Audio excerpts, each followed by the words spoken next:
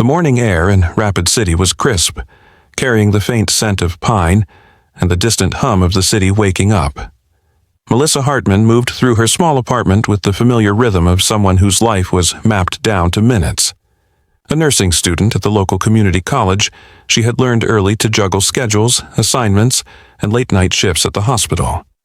Her alarm had gone off at 6:30 a.m., the same way it had every weekday, and she rose without hesitation, rubbing the sleep from her eyes. The room was bathed in early sunlight, filtering through the blinds in thin lines across her desk, littered with textbooks and clinical notes.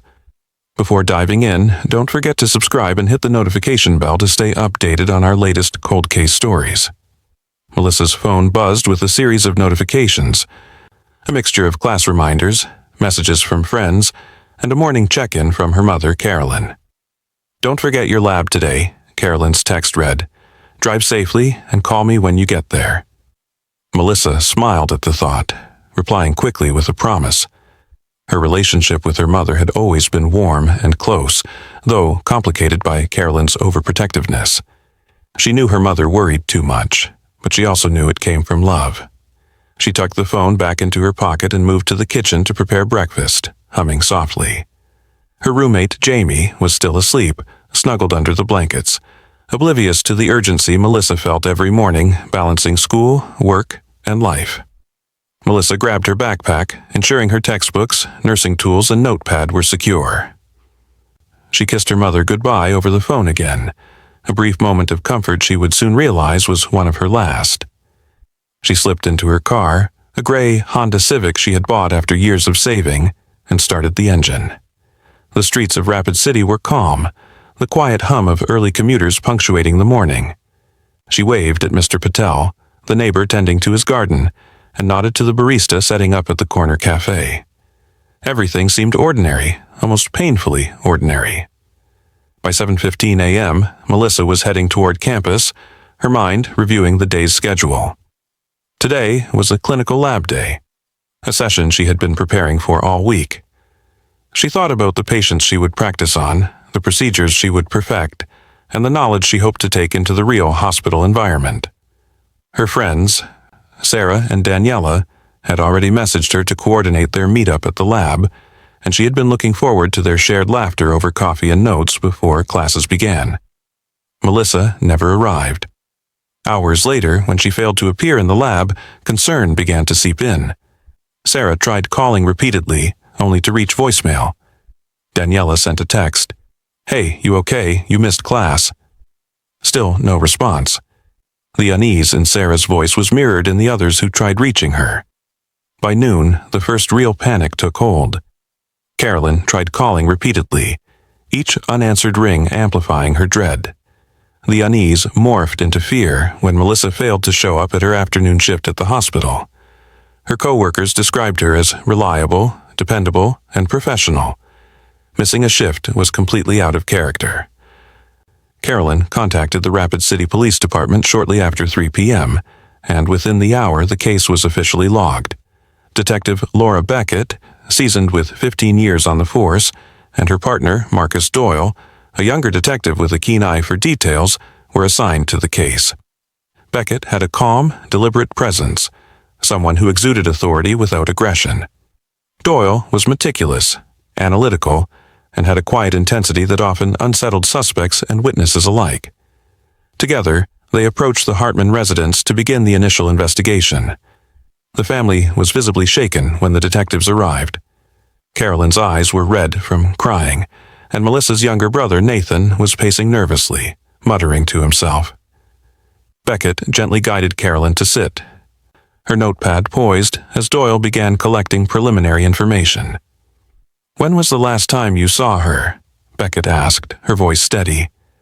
Carolyn swallowed hard. "This morning. She left for school. She kissed me goodbye, just like always. That was the last time I saw my daughter." Nathan chimed in. "She called me this morning to ask about her notes. That's it, then nothing." The detectives asked about Melissa's routine, her friends, and any recent changes in behavior. Carolyn recalled nothing unusual. Melissa had been happy, focused on her studies, and looking forward to the weekend. But as the hours passed and more details were collected, small anomalies began to emerge. Her roommate, Jamie, mentioned seeing a dark sedan parked near their apartment early that morning, one that wasn't usually around. It had a New Mexico license plate. "I didn't think much of it," Jamie admitted, "but now it seemed odd." Beckett scribbled notes, Doyle asked for descriptions, taking careful mental snapshots. The police canvassed the neighborhood, interviewing neighbors, shopkeepers, and anyone who might have seen Melissa or the unfamiliar car. Some reported seeing her Civic parked outside the apartment later than usual, doors locked, untouched. Others noted seeing her walk toward her car at an odd hour, carrying her backpack tightly to her chest as though she sensed someone watching. Beckett and Doyle pieced together a timeline, noting the times Melissa had been seen leaving her apartment, her interactions on social media, and even the last text messages she had sent. By evening, the urgency escalated. Beckett coordinated with the dispatch center to broadcast Melissa's description, photograph, and vehicle information. Officers searched the campus, the nearby streets, and local businesses, hoping for a lead. Doyle, reviewing security footage from traffic cameras, spotted Melissa's Civic parked near the campus at 7:32 a.m., just minutes after she had left her apartment. The footage showed a figure approaching the car, a dark shadow that lingered longer than usual. The angle and resolution made it impossible to identify the person, but it was enough to create unease. Beckett and Doyle decided to follow up on the angle of a possible abduction. The following day, Melissa's car was found abandoned in a quiet alley near the outskirts of Rapid City. The doors were locked, but the interior was disturbed. Beckett noticed something out of place. The passenger side floor mat had been shifted, and the glove compartment was slightly ajar. Nothing had been stolen, no sign of forced entry, just a subtle disturbance that suggested someone had been inside. Doyle called in the forensics team, who documented every detail meticulously. Fingerprints were collected, but preliminary results showed no matches in the local database.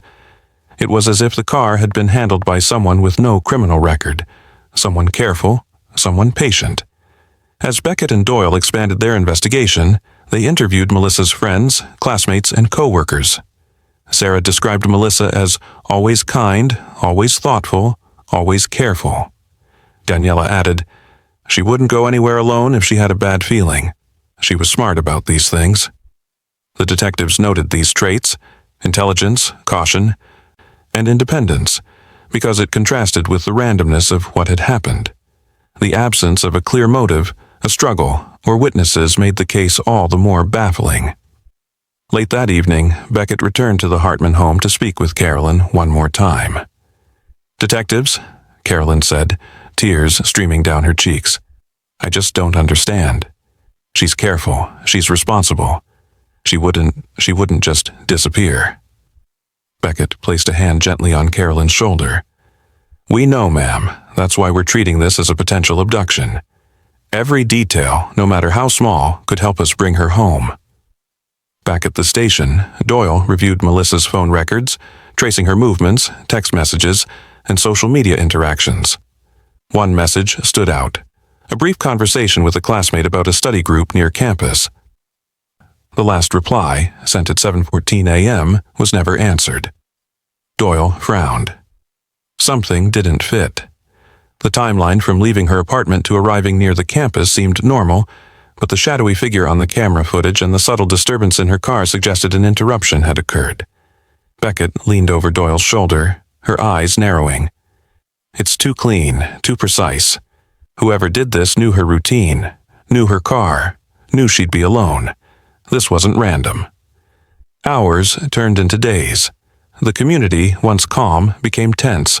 Flyers were posted, social media campaigns launched, and volunteers joined the search parties scouring the outskirts of Rapid City. Beckett and Doyle coordinated with neighboring jurisdictions, sending Melissa's information to state and regional law enforcement agencies. Every lead was followed, every sighting investigated. Yet the trail remained frustratingly cold. A week after Melissa's disappearance, a new piece of evidence arrived. A single earring found near a wooded path not far from the campus. Beckett carefully bagged it, noting its design, age, and condition. Doyle examined it under magnification. "It's hers," he said. "No doubt, but why here? Why leave just one earring?" Beckett shook her head. "It's a message, or a mistake. Either way, it tells us she was here, and someone wanted to make sure it was noticed." As the detectives reconstructed Melissa's last known movements, the timeline became more detailed. They mapped her apartment, the route to campus, her interactions with classmates, and potential escape routes. Each new interview added nuance, sometimes contradicting prior statements. Some classmates recalled seeing a suspicious car parked outside campus a day earlier. Others mentioned a man loitering near the library. None of the details fit perfectly, but together they painted a picture of someone meticulously planning to intercept her. By the end of the second week, the case had shifted from missing person to potential homicide. Beckett and Doyle briefed the Hartman family, explaining the rationale and the new measures being taken. Forensic experts were consulted, searches intensified, and all available technological resources were deployed. The detectives knew one thing. The ordinary morning that Melissa had experienced was gone forever, replaced by a nightmare that demanded answers. And yet, even with mounting evidence, a detail remained that refused to fit the puzzle. It was minor, almost insignificant on the surface, but Beckett couldn't ignore it. A small fingerprint on Melissa's Civic, one that did not match anyone in the database, did not match any known suspect, and did not align with the shadowy figure in the footage. It was a mystery, one that would only become significant as the investigation deepened. Doyle tapped his pen on the desk. "Detective, this doesn't make sense now, but maybe later it will." Beckett nodded, a chill crawling down her spine. The case was far from over, and what seemed minor now would unravel everything in the days to come. As the city of Rapid City settled under the quiet night sky, the Civic sat in the police impound lot, headlights fading under the street lamps, a silent witness to the morning that had vanished into uncertainty. Somewhere, Melissa Hartman's story hung in the balance, and the detectives knew that each hour that passed could make the difference between life and death. Would Melissa be found alive, or had the ordinary morning turned into a nightmare from which no one could wake her? Could the subtle clue on her car, the shadowy figure on the footage, and the mysterious earring lead to answers, or were they just fragments of a puzzle that refused to fit? As the search continued, the question lingered. Who would want to harm Melissa Hartman? And why did her life vanish so suddenly into the unknown? The days stretched into weeks, and the town of Rapid City felt a weight that had not existed before. Everywhere Melissa Hartman had walked, people remembered. The coffee shop where she ordered a black coffee every morning. The library where she pored over nursing textbooks. The streets she traveled to visit her family. All of it seemed imbued with the tension of absence. Community members whispered over breakfast tables, at the grocery store, and in the parking lots of the local mall. Fear was subtle at first, a quiet anxiety that everyone carried like a small stone in their pockets. But as news reports began to circulate nationally, the whispers became louder, suspicion creeping into casual conversations. Who had seen Melissa last? Could someone in the neighborhood be hiding something? Every glance felt like a potential clue, and the town's nervous energy was palpable.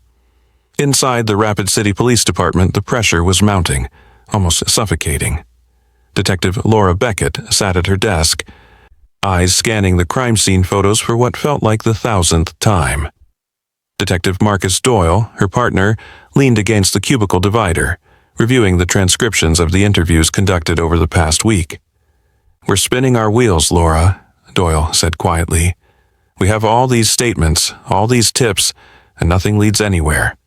It's like Melissa disappeared into thin air." Beckett didn't respond immediately, her focus remaining on a photo of Melissa's apartment floor with the slightly shifted floor mat. "I know," she said finally, "but giving up isn't an option, not for her, not for her family."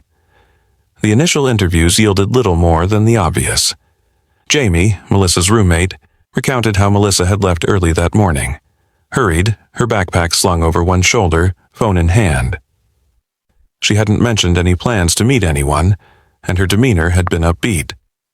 Sarah and Daniela, her closest friends, confirmed the same. They had texted her during the day, received no replies, and had assumed she was busy with campus assignments. Neighbors mentioned seeing a car idling near Melissa's apartment complex, but the descriptions were vague and inconsistent. Every lead seemed to dissolve into nothing, and every tip from the public created 1,000 more questions. Carolyn Hartman struggled to keep herself together, moving through her days as though each step required enormous effort. Nathan, her younger brother, oscillated between anger and guilt, replaying in his mind every argument he had with Melissa, every small disagreement that seemed meaningless now. Even her father, Mark Hartman, who had tried to remain stoic, could not hide the strain. Family dinners were quiet, subdued affairs, conversations halting and filled with pauses heavy enough to crush a room. The absence of Melissa was like an invisible hand gripping their throats, and every day that passed without news made that grip tighter. The police department, while outwardly maintaining composure, was fractured internally. Officers whispered behind closed doors, some frustrated at the lack of tangible progress, others questioning whether enough resources were being dedicated to the case. New tips arrived almost daily, many of them contradictory. Some reported seeing Melissa with a stranger in a blue sedan. Others claimed she had been near the campus library when she was last seen. Doyle kept meticulous notes, hoping that one detail, one small pattern, would reveal itself among the clutter. Beckett, seasoned and patient, knew that breakthroughs often came from persistence, not panic. But the tension within the department was a tangible weight, dragging everyone into a shared, silent anxiety. Forensic analysis was one of the few areas offering a semblance of hope. Dr. Evelyn Ross, a specialist in reanalyzing limited evidence, was brought in to examine the items collected at Melissa's apartment and the area where her car had been found. The shifted floor mat, a strand of hair found near the driver's side door, and a tiny fragment of fabric were all submitted for detailed examination. Ross approached the case with methodical precision, running tests over and over, seeking patterns invisible to the naked eye. These pieces may seem minor, she explained during a meeting with Beckett and Doyle, but in cases like this, the small details often hold the key. We cannot underestimate them. Weeks went by as Ross and her team worked through the samples, performing advanced tests unavailable to the local department in 2021. She was patient, deliberate, and incredibly thorough, traits that Beckett admired, though she longed for faster results. The emotional toll on the Hartman family deepened as each day passed. Carolyn would awake in the middle of the night, heart pounding, convinced she had heard Melissa's voice calling from the living room. Nathan sometimes slept in Melissa's room, staring at the empty bed and wishing it were her there, laughing at the ceiling, asking questions about math homework or nursing projects. Even small triggers, a phone ringing, a door creaking, the scent of Melissa's shampoo lingering in the hallway, could send them into silent, shaking panic. It was a grief unrelenting, punctuated by flashes of hope when a new tip came in, only to be dashed when nothing concrete materialized. Their lives became defined by uncertainty, and yet they pressed forward, clinging to the hope that Melissa was still out there. As the months moved forward, the case began to slow under the weight of dead ends. Leads dried up. Tips from the community became sparse, and the initial fervor of media attention cooled into intermittent updates. Beckett and Doyle, while refusing to abandon the investigation, were assigned other pressing cases, and the lack of progress gnawed at both of them. Yet they returned to Melissa's disappearance again and again, reviewing transcripts, photographs, and reports during the quiet moments between new assignments. Doyle would sometimes call Carolyn late at night, not to provide updates, but to assure her that they hadn't forgotten. Beckett, despite the strain and bureaucratic frustrations, continued visiting the site where Melissa's car was found, hoping for a detail that had been overlooked. Then, nearly a year after Melissa vanished, an unexpected communication arrived. A forensic lab in another state had reached out to the Rapid City Police Department. Beckett read the email carefully, her eyes scanning each line multiple times. The subject line read, "Urgent, DNA report, potential match for Melissa Hartman investigation." Her hand trembled slightly as she handed the message to Doyle. "This could be significant," Doyle murmured. Neither could predict whether it was a breakthrough, or another dead end. But the possibility rekindled a fragile hope. Beckett immediately contacted Dr. Evelyn Ross, who agreed to liaise with the lab to discuss the report in detail. The Hartman family, still grappling with months of uncertainty, were cautiously optimistic. Carolyn clutched Nathan's hand as Beckett explained that an out-of-state lab had identified something noteworthy in a sample previously considered inconclusive. "It doesn't guarantee answers," Beckett warned softly. "But it is a lead. It's something concrete that could take us forward." Nathan nodded, swallowing the lump in his throat, while Carolyn allowed herself a small, shaky smile, the first in many weeks. The media, sensing renewed activity, descended on Rapid City once again. Journalists called the department seeking statements, neighbors whispered their theories, and social media erupted with speculation. Beckett and Doyle were careful to release only the barest facts, emphasizing the importance of accuracy over speed. Behind closed doors, they began preparing for the next phase of investigation, reviewing evidence and reaching out to forensic contacts across the country. Every call, every meeting, and every minute of analysis carried the weight of months of frustration, of a community's fear, and of a family's heartbreak. As Beckett examined Melissa's apartment once more, she lingered over the small details: the shifted mat, the chair angled away from the table, the faint scuff marks along the hallway. Doyle was at the computer compiling the latest interview notes and matching them against security footage timelines. Outside, the city moved as it always had, unaware of the painstaking work occurring inside the police station. But for Beckett, Doyle, and the Hartman family, nothing was ordinary anymore. Time had stretched into an endless cycle of hope and despair, with only the faintest flicker of light signaling the possibility of answers. And then came the call that would pivot the entire investigation. Dr. Ross had spoken with the out-of-state lab and confirmed that there was indeed a partial DNA profile that could be linked to a known database. The implications were staggering. Beckett held the phone in her hand, staring at the screen, a mixture of disbelief and cautious hope settling over her. "This could change everything," she whispered to Doyle. He nodded, his jaw tight, eyes sharp with anticipation. The case that had seemed destined to slip into the archives of unsolved disappearances suddenly had a new pulse, a new trajectory. The Hartman family, aware that weeks or months might still lie ahead before they received clarity, felt a tremor of hope. They knew that the journey was far from over, but the possibility that Melissa's fate might finally be revealed had ignited a spark. And for the first time in months, the shadow over Rapid City, over their lives, seemed slightly less oppressive. The detectives, their minds racing, began charting the next moves, coordinating with federal contacts, scheduling interviews, preparing to cross-reference every lead they had ever collected. But amid this cautious optimism, one question lingered.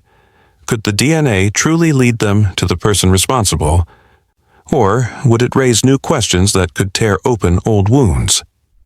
Beckett and Doyle knew the road ahead would be arduous, but as Beckett glanced at the photograph of Melissa on her desk, a snapshot of a bright-eyed, determined nursing student, she resolved silently, "No matter how long it takes, we will find her. We will uncover the truth." And with that, the investigation took a new, urgent direction. The city of Rapid City holding its collective breath as hope and fear intertwined in equal measure. And you, watching this story unfold, what would you do if the person responsible was closer than anyone imagined? Could small details, overlooked at first, hold the answer to an entire mystery? Every observation matters, every memory counts, because in cases like these, the truth waits for no one, but it does wait patiently for those who refuse to give up. Detective Laura Beckett sat at her desk, staring at the latest forensic report with a mixture of disbelief and grim determination. The DNA taken from Melissa Hartman's disappearance case had finally returned a partial match, one that hadn't existed in any of the national databases until a laboratory in Montana reached out with a tip. The sample matched an unsolved disappearance from 2004 in Billings. Suddenly, Melissa's case wasn't just an isolated tragedy in Rapid City anymore. It was a thread that led to a tapestry of unresolved disappearances stretching across decades and states. Detective Marcus Doyle leaned over Beckett's shoulder, reading the lab notes. "It's the same pattern," he said, voice low. "Blonde female, late teens to early 20s, last seen near highways or truck stops, gaps between disappearances. This isn't a coincidence." Beckett nodded grimly, rubbing her temples. "We're dealing with a predator operating for decades. Someone meticulous, careful, and elusive." The team quickly compiled a list of cases with similarities, spanning Montana, Washington, Idaho, and North Dakota. Helena Carter had vanished in Helena, Montana in 1979. She was 19 years old, a bright photography student with an infectious laugh, known for her habit of capturing small, intimate moments of her life and friends on film. Her camera had never been recovered, and despite initial investigations, Helena's case had gone cold almost immediately. Spokane, Washington came next. In 1986, 22-year-old Amanda Lewis, a music student and part-time waitress, disappeared after her late shift at a downtown diner. Amanda had been planning a move to New York to pursue a career in music. Her dreams ended abruptly, leaving her family to spend decades in confusion and grief. Beckett and Doyle carefully noted each detail, adding to the growing map of disappearances. Boise, Idaho, 1993. Here, 21-year-old Jenna Mills, a student studying literature, vanished while hitchhiking home from the library. Her parents remembered her as fiercely independent and curious, traits that had driven her toward adventure and, tragically, into danger. Twin Falls, Idaho, in 1998, marked another similar case. 16-year-old Emily Larson had been found missing after a summer evening spent volunteering at a local community center. Emily was shy, bookish, a talented young artist whose life had been cruelly interrupted. In Billings, Montana, 2004, 19-year-old Rachel Summers had disappeared after leaving her part-time job at a gas station. She was outgoing, ambitious, and loved to travel, her friends often joking that she had the heart of an explorer. Finally, Fargo, North Dakota, 2013, had seen the disappearance of 17-year-old Natalie Hayes, a high school senior with dreams of journalism, a young woman who reminded the detectives too much of Melissa Hartman. As the cases were laid out chronologically, the pattern became undeniable. Beckett leaned back in her chair, eyes scanning the wall covered in photos and timelines. "This is a serial predator," she murmured. "Someone who's been moving through the western states for decades, striking carefully and covering tracks meticulously." Doyle nodded, tracing the connections on the map. Each victim had vanished in areas near major highways, truck stops, or isolated public spaces, all locations that would allow the perpetrator to move unnoticed. The detectives formed a multi-state task force, reaching out to local authorities in Montana, Washington, Idaho, and North Dakota. Each department responded cautiously at first, skeptical of linking cold cases separated by years and geography. But as Beckett and Doyle presented the patterns, the similarities, and now the hard forensic link through DNA, the departments began cooperating fully. For the first time, investigators from 5 states shared files, witness statements, and forensic reports. The realization that they were dealing with a decades-long predator added a new layer of urgency and complexity to their work. Dr. Evelyn Ross, brought in to reanalyze evidence from the decades-old cases, reviewed each sample meticulously. She noted how fragile and degraded the older DNA samples were, some collected in the 1970s and early 1980s, long before modern preservation techniques were standard. Yet, through advanced extraction methods, she could confirm that the DNA profile matched across multiple cases. She explained to the detectives, "Even with partial or degraded samples, the consistency of this genetic material suggests a single individual. The pattern is unmistakable. We are dealing with someone who has managed to evade capture for decades, but left enough evidence for us to finally connect the dots." Meanwhile, families of the victims were brought into the loop delicately, with social workers and counselors ensuring support. Beckett spoke with Helena Carter's sister Rachel, who had long carried the weight of unanswered questions. "I never stopped hoping," she admitted, voice trembling. "Every anniversary, every birthday, I hoped for news. And now we finally have a lead. It's terrifying, but also a relief." Similar conversations occurred with families across the states, each reliving years of grief, guilt, and lingering questions.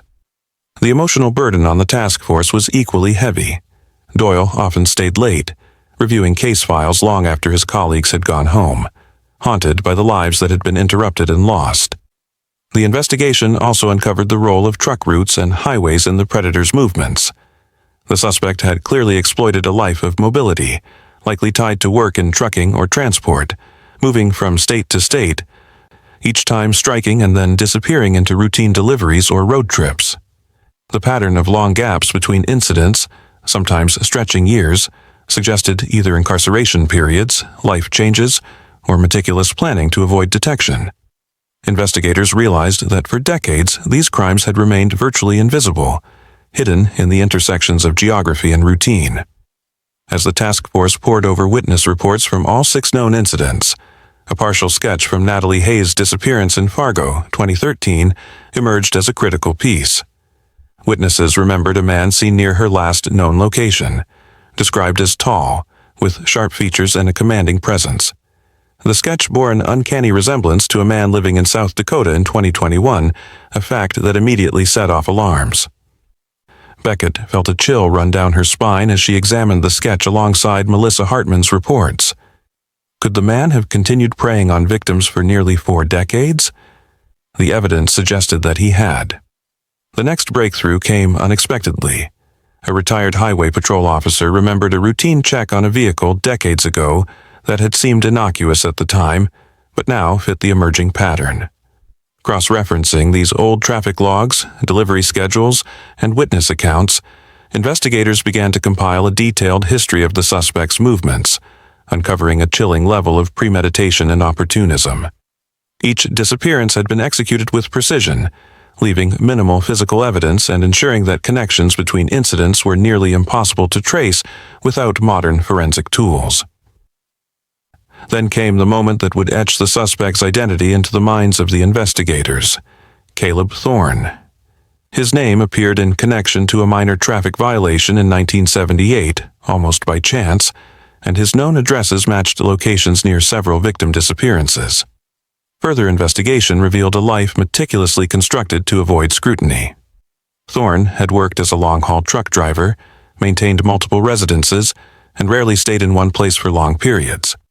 He had no criminal record for violent crimes, and all previous encounters with law enforcement were minor, providing him with the perfect cover. Thorne's personal life added to the eerie pattern. Interviews with former neighbors, colleagues, and acquaintances revealed someone outwardly normal, polite, and even helpful, masking a darker nature. A former co-worker remembered him as intensely private, meticulous about his routines, and unnervingly patient, a man who could wait hours for the right moment to act. It was the combination of mobility, meticulousness, and an ability to blend in that had allowed him to evade capture for decades. Detectives also discovered that Thorne had an unusual fascination with women his age who shared common traits: independence, curiosity, and ambition. He appeared to study their routines, often noting minor details in notebooks or observations reported later by investigators. While most encounters may have remained fantasies or brief interactions, at least 6 had ended in disappearance or murder, leaving behind a trail that only now, decades later, was being pieced together.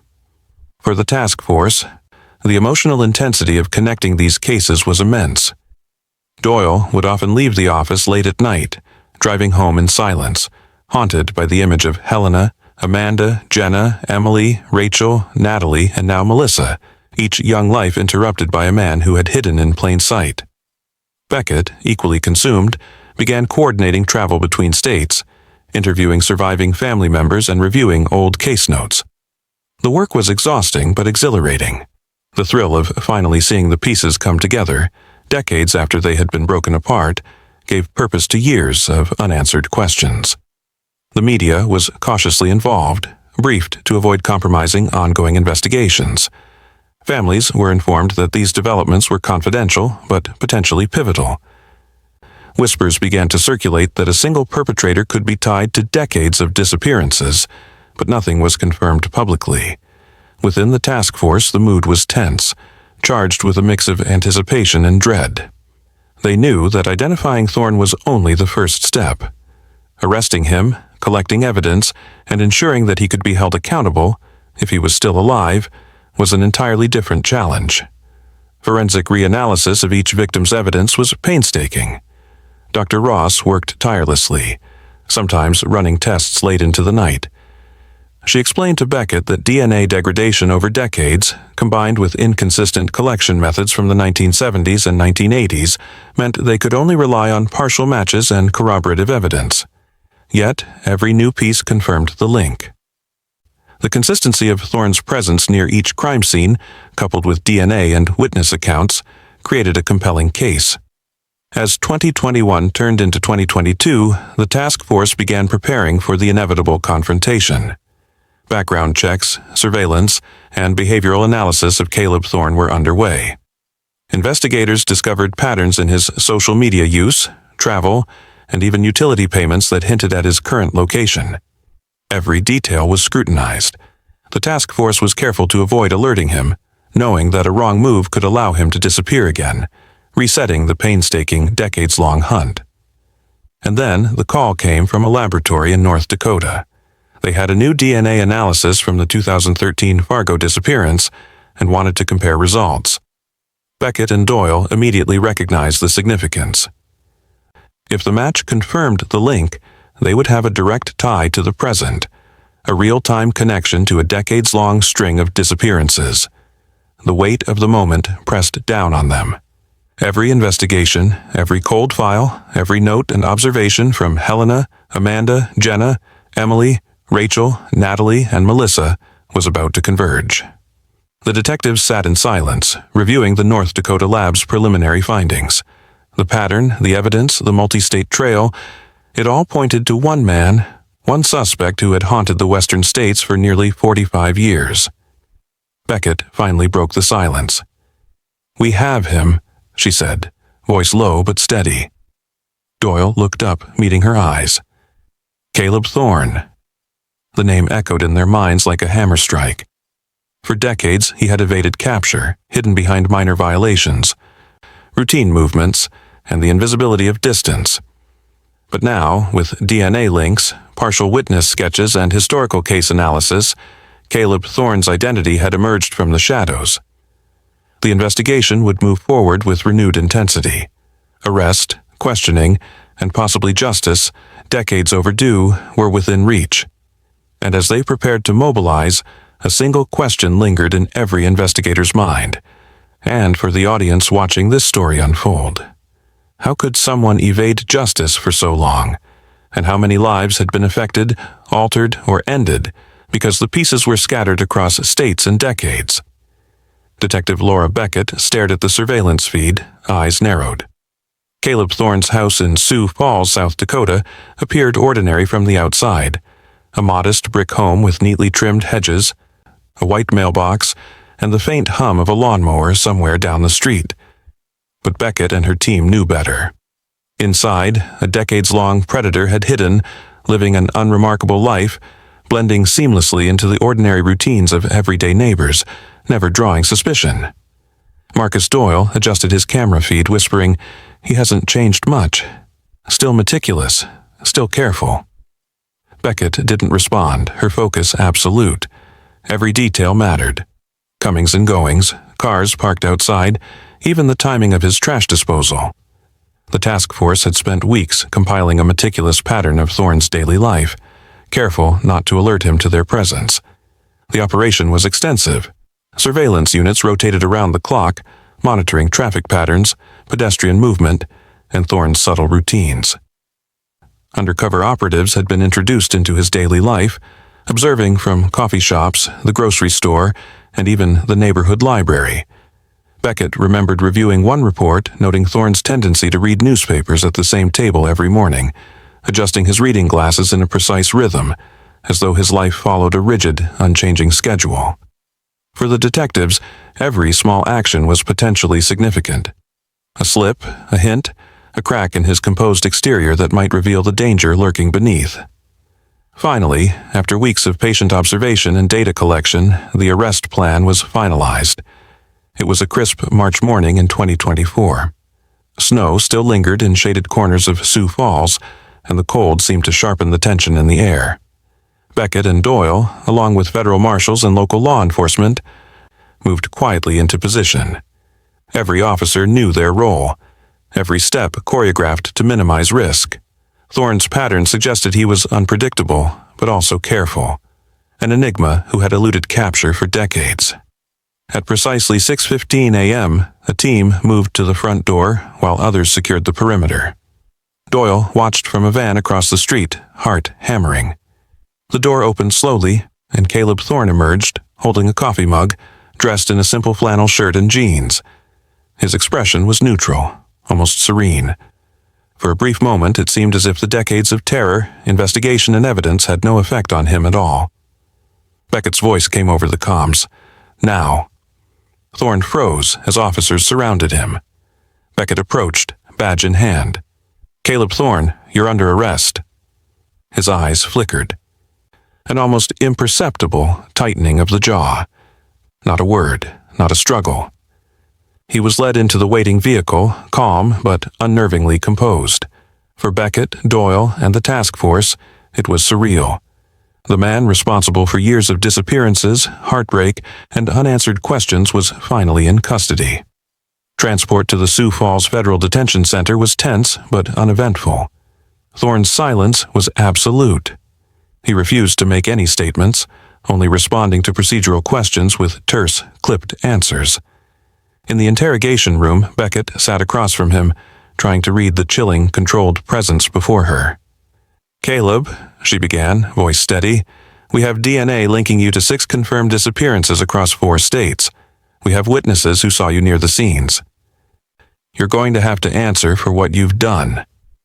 Thorne leaned back, arms folded. A faint smirk crossed his face. You'll never understand, he said finally, his voice low, cold. You think you know patterns. You think you understand why I do what I do. You don't, and even if I spoke, you wouldn't believe it. His psychological control was palpable, and the detectives felt its weight pressing against their own sense of righteousness. Every word, or lack thereof, seemed deliberate, calculated to unsettle. Yet Beckett maintained her composure. We will find the truth, Caleb. Your silence won't stop that. Your past, every life you took will be known, and justice will follow. Meanwhile, in the courtroom, preparations for the multi-state trial began. Prosecutor Angela Pierce had spent weeks coordinating with law enforcement from Montana, Washington, Idaho, North Dakota, and South Dakota, ensuring that every piece of evidence, every DNA sample, every witness account could withstand the scrutiny of Caleb Thorne's defense team. Pierce's goal was clear, not just to convict on a single charge, but to build a comprehensive picture of decades-long serial predation that could not be denied. Thorne's defense attorney, Colin Brewer, was formidable. A lawyer specializing in challenging forensic evidence, Brewer immediately filed motions questioning the validity of DNA collected from decades-old evidence. He argued that degradation, contamination, and improper collection could lead to false matches. In preparation, Brewer consulted independent forensic experts, determined to dismantle the prosecution's case piece by piece. Yet Pierce remained resolute, knowing that the DNA, combined with witness sketches, travel patterns, and detailed case timelines, created a web too precise to unravel. The emotional weight of the trial was immense for the victims' families. Across multiple states, parents, siblings, and friends traveled to Sioux Falls, each carrying decades of grief, anger, and the desperate hope for closure.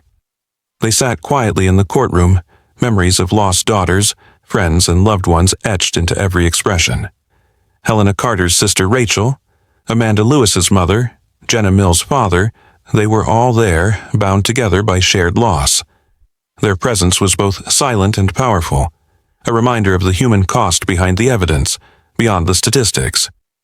In a pivotal moment, testimony from the 2013 Fargo survivor emerged. Natalie Hayes had escaped the predator's attempt that year, living to tell her story. Her presence in the courtroom was electric, every eye fixed on her as she recounted the encounter with Caleb Thorne, the terror she had felt, and the choices that had allowed her to survive.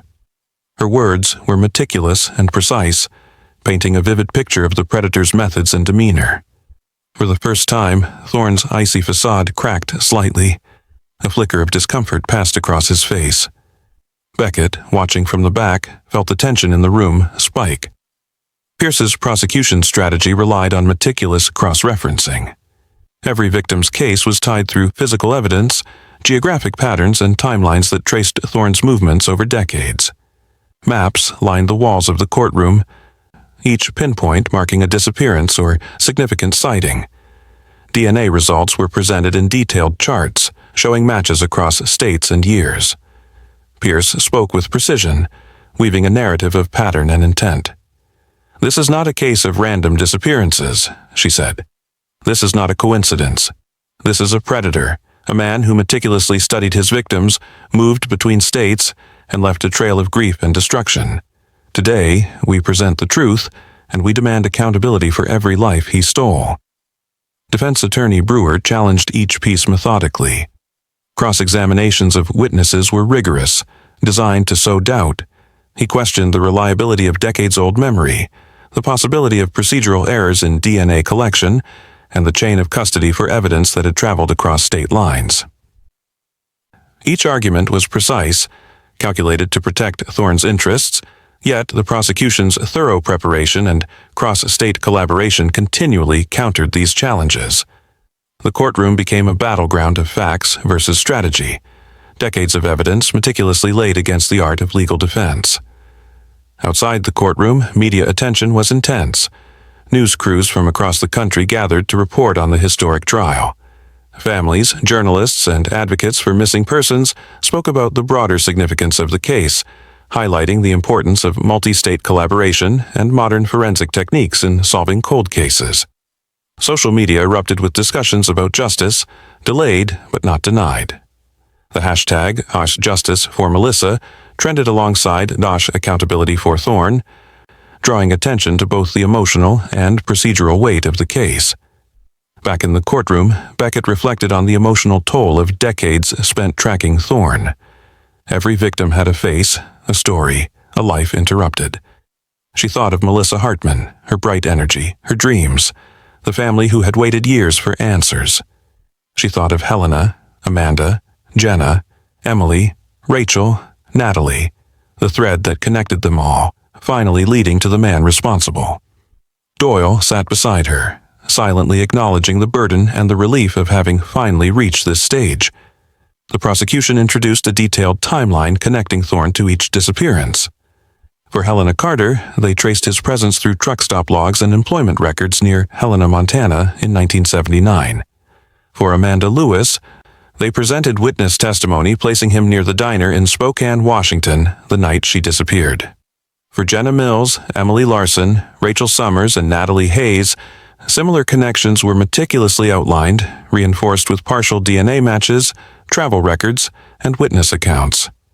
Each link was methodically presented, creating a tapestry that left little room for doubt.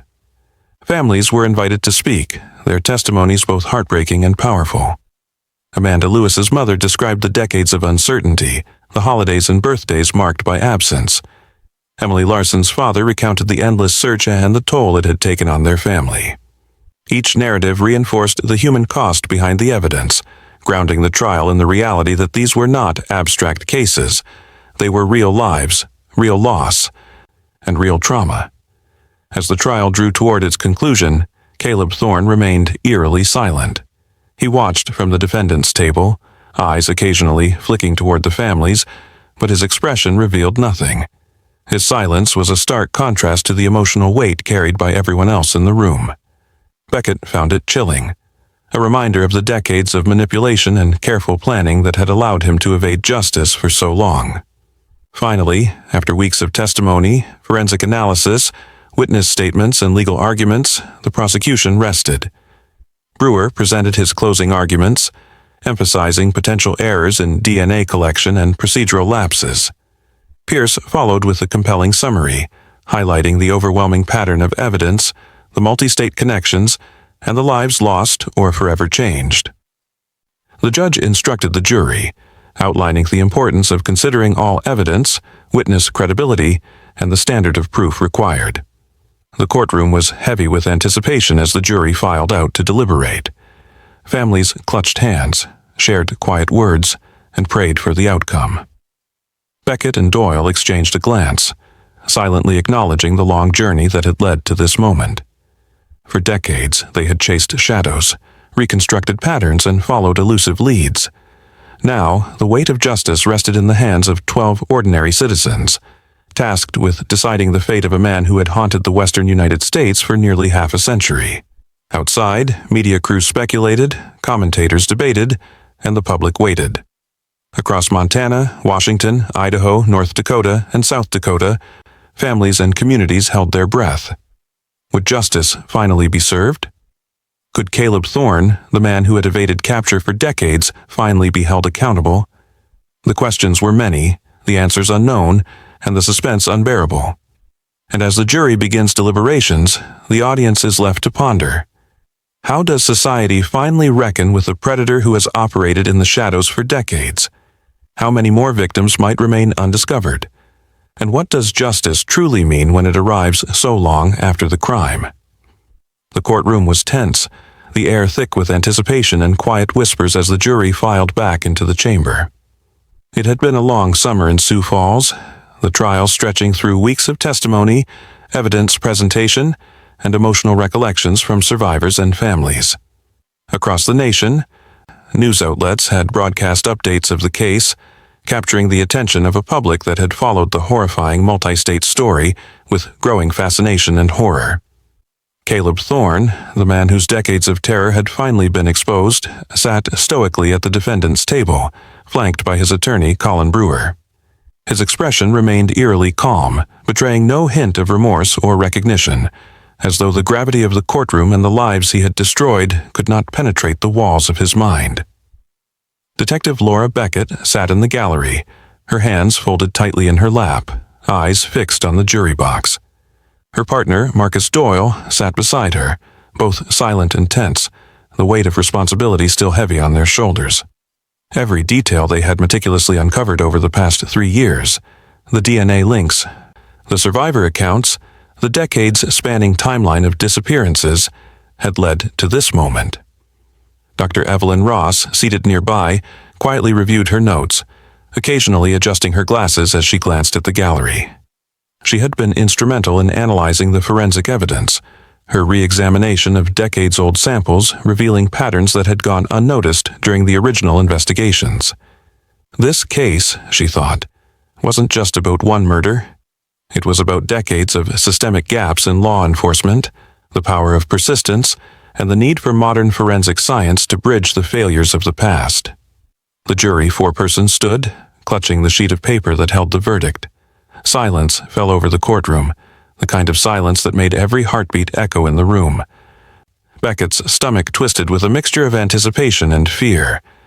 Would this be the closure that so many families had waited decades for, or would it be another moment of crushing disappointment? She could see Tessa Hartman, Melissa's younger sister, seated a few rows back, hands gripping the edges of her chair, eyes brimming with tears. Her mother, Lydia Hartman, sat beside her, holding a small framed photo of Melissa, a constant reminder of the daughter they had lost, the daughter whose life had been stolen far too soon. The foreperson cleared their throat. On the charges of first-degree murder, kidnapping, and multiple counts of assault and unlawful detention, we, the jury, find the defendant, Caleb Thorne, guilty on all counts. A collective intake of breath filled the room. Tears streamed down faces, some of relief, some of grief, some of anger finally validated. Beckett felt her chest tighten, the years of late nights, dead ends, and relentless pursuit of the truth culminating in this one moment. Marcus Doyle reached over and gave her hand a brief squeeze, both of them silently acknowledging the magnitude of what had just been confirmed. Justice, at long last, had been affirmed. One by one, the victims' families were allowed to deliver impact statements. Tessa Hartman rose first, her voice trembling as she spoke directly to the man who had robbed their family of their brightest light. Melissa was more than a case number. She was my sister, my best friend, my confidant. I spent years haunted by not knowing, living with the fear that we might never find out what happened to her. Today, we finally have some measure of truth, and while it cannot bring her back, It reminds us that the fight for justice is never in vain. Lydia Hartman followed, her hands clutching the framed photograph. Melissa had a future that was stolen. She dreamed of helping people, of making the world better. And though her life was taken, we see that her story matters. Because of the courage of those who refused to let this case die, we have answers. We can grieve, we can remember, and we can honor her life. Other families of victims connected through Caleb Thorne's decades of crimes offered their statements as well, some recounting chilling encounters, close calls, or memories of loved ones who had disappeared along the routes Thorne had traveled for years. Each statement, raw and unfiltered, painted a portrait of the magnitude of suffering inflicted by one individual, and the resilience required to confront such terror decades after the fact. The courtroom, packed with community members, law enforcement officials, and reporters, absorbed each story in solemn silence, the gravity of the collective trauma impossible to ignore.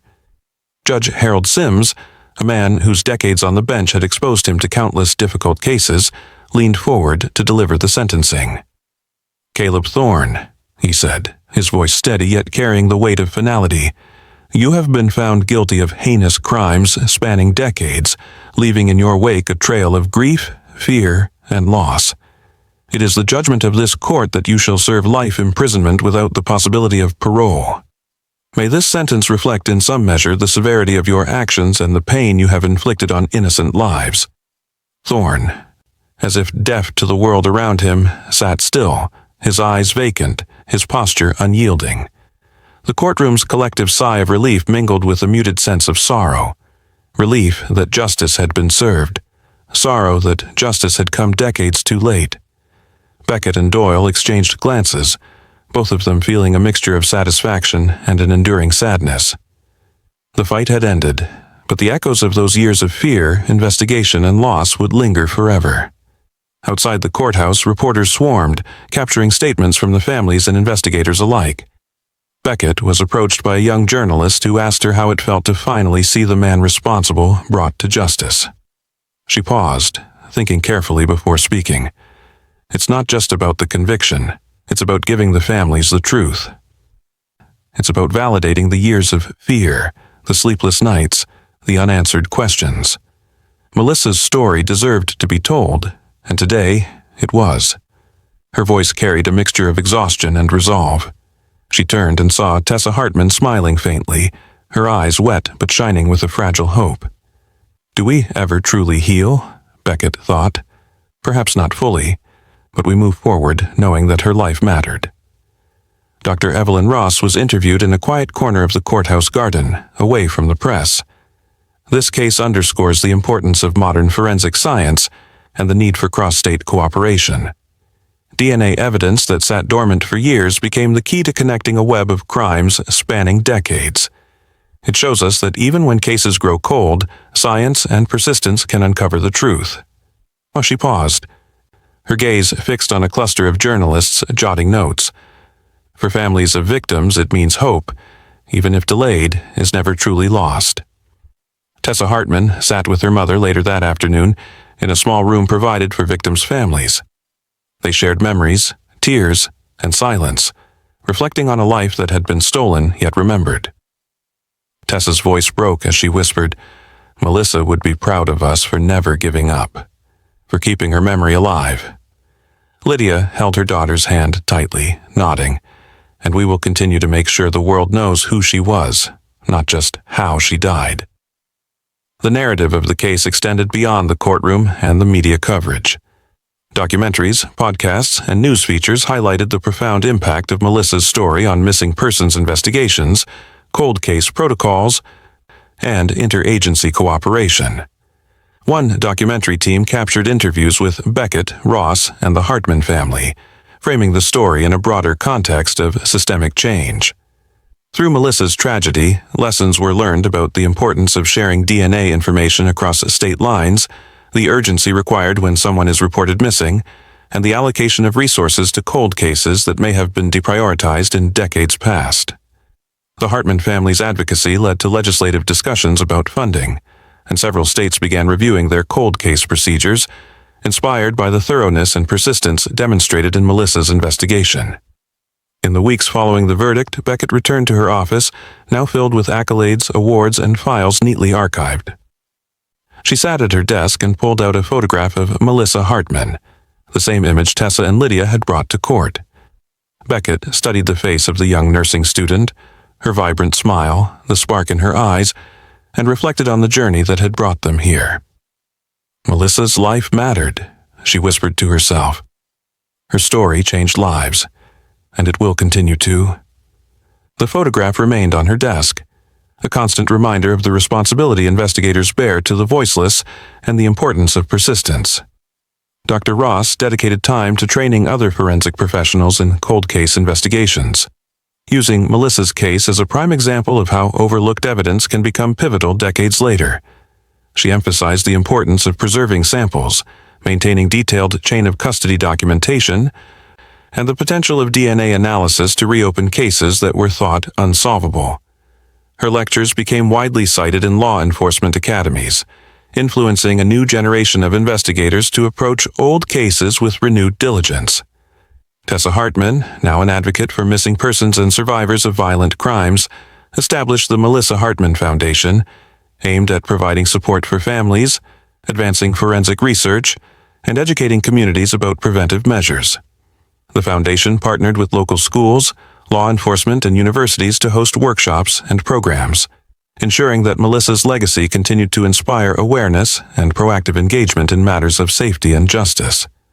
Each event featured Melissa's photograph and story, keeping her memory alive for future generations and serving as a call to action for communities to remain vigilant.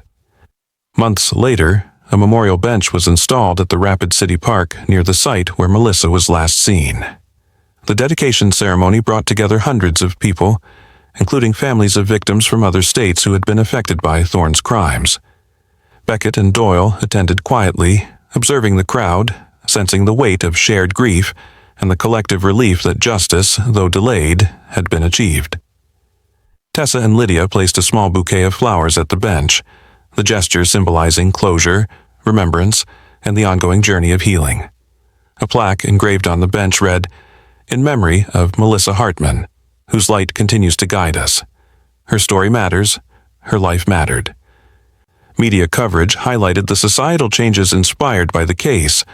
Interagency cooperation increased, cold case units expanded, and law enforcement agencies began to adopt more robust protocols for missing persons. National attention brought further scrutiny to previously dormant investigations, inspiring families to come forward with information that had long gone unreported. The narrative of Melissa Hartman became a touchstone for discussions about victim advocacy, the significance of early reporting, and the relentless pursuit of truth, even across decades and borders. Beckett, when interviewed by a national news outlet, asked viewers directly, "If you had information about someone missing, would you stay silent, or would you help ensure their story is told? Every detail matters. Every voice counts." By the autumn of 2024, Rapid City had settled into a reflective calm. Life returned to a semblance of normalcy, yet the memory of Melissa and the impact of her case continued to ripple through the community. Tessa Hartman, strengthened by the support of family, friends, and advocates, spoke at several universities, sharing her experience and emphasizing the importance of vigilance, persistence, and compassion. Lydia continued to provide counsel and emotional support for other families navigating the aftermath of violent crimes, finding solace in helping others channel grief into advocacy. The Hartman family's resilience became a model for communities grappling with the lingering effects of tragedy. Detective Beckett, despite the emotional toll, returned to work with a renewed sense of purpose. Her office, once filled with open case files and evidence boards, now included a dedicated section for cold cases, ensuring that the momentum built through Melissa's investigation continued to influence how new cases were approached. She often reminded her team, "Every victim deserves to be seen, to be heard, and to have their story told. Our work doesn't end with an arrest. It continues until justice and truth prevail." Dr. Ross reflected on the broader implications of the case for the field of forensic science. Melissa's story reminds us that patience, meticulous analysis, and cross-jurisdictional collaboration can solve cases once thought impossible. It's a testament to the perseverance of investigators and the courage of families willing to share their stories. Science alone cannot solve these crimes. It is human determination that bridges the gap between tragedy and justice. The final scene of the narrative focused on Melissa's enduring legacy. A montage captured her smiling in photographs, interacting with friends, volunteering at local clinics, and studying late into the night in her nursing classes. Overlaid were clips of her family at the memorial, investigators reviewing evidence, and community members engaging in advocacy work inspired by her story. A final voiceover, delivered by Melissa Hartman, echoed across the montage. Melissa's life was brief, but her story will never be forgotten. Every effort to uncover the truth, to protect the innocent, and to seek justice matters. Her memory lives on, not only in our hearts, but in the lives we touch, the systems we improve, and the hope we carry forward. What will you do to make sure no story goes unheard, no victim forgotten? The case of Melissa Hartman closed in the courtroom, but its reverberations continued across Rapid City and beyond. Families found answers, investigators found validation, and communities found a renewed commitment to justice. The tragedy had illuminated the darkness, but in that light, a legacy of hope, resilience, and unyielding dedication had emerged. Melissa Hartman, once a young woman whose life was cut short, had become a symbol of truth, justice, and the enduring power of human courage. Thank you for joining us in uncovering stories hidden in the shadows. Every victim deserves to be remembered. Every truth deserves to be told. To follow more cold cases, subscribe, hit the notification bell, and share these stories. Your support helps keep their voices alive.